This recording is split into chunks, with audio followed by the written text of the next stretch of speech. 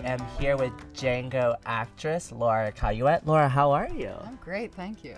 And I should actually say now Oscar-nominated film, Django Unchained. Yes, very exciting. Super exciting. So since we're on the topic of the Oscars, tell me a little bit about your forecast for the Oscars. We have this kind of battle of the bayou going on between Beast of the Southern Wild and Django Unchained. What do you think's going to happen?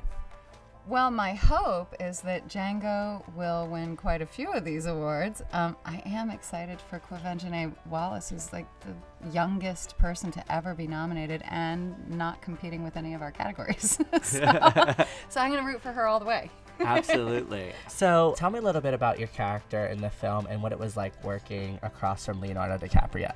Well, my character is his sister, and you know, she's not probably the most horrible person in the movie. However, you know, she is a product of her time, and so let's just say her judgment is probably not where mine is. Working with Leo was such a pleasure. He really got into the New Orleans spirit. He had a snowball every day on set, and he went to lots of festivals, and he really just got into the city spirit, and I wouldn't be surprised to see him here again. One of my favorite things about working with him was that he would sing a lot. Really? Yes. I had no idea that Leonardo DiCaprio sung. Ladies and gentlemen, you heard it from Laura first. Tell me a little bit about working with Quentin Tarantino. I know that this is your fourth film with him. What's your favorite thing about working with Quentin? My favorite thing is his unbridled enthusiasm. He truly loves movies, and for me, my favorite moments were when things would get going too long or we'd get worn out and he still needed one more take. He would say, "Okay, we're gonna go again. Why?" And everybody on the set would chant together, "Because we love making movies." And it really would pick up the whole set. It really would just get us back in the mood to make some movie, you know? And I love that. So we're actually here at your book signing for no small part. So tell me a little bit about the book and what inspired you to write the book, and a little bit about your insight in the film industry.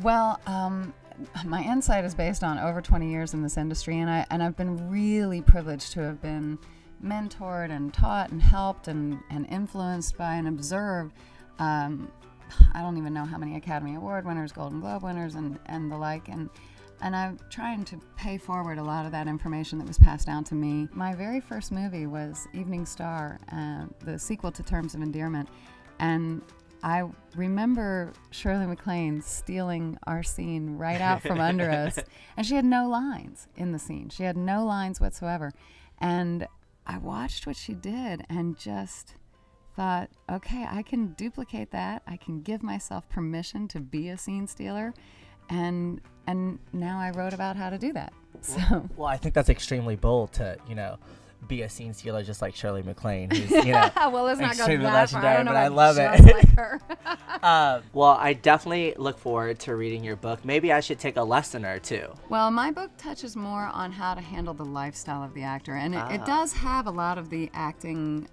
basics that you would need, but I really tried to separate the book from the pack by having specifics that relate directly to having a career in this. And many acting books are written by producers and casting directors and agents and people who don't actually have to like get in the car and change clothes in the car in between auditions while they're running to the, you know, all the particulars of surviving this life. So my book is more, it has all those basics, but it's geared more toward what it's like to actually do this for a living. Well, thank you so much for taking the time to sit with us. We absolutely appreciate it. And that's a wrap with Laura Cayouette.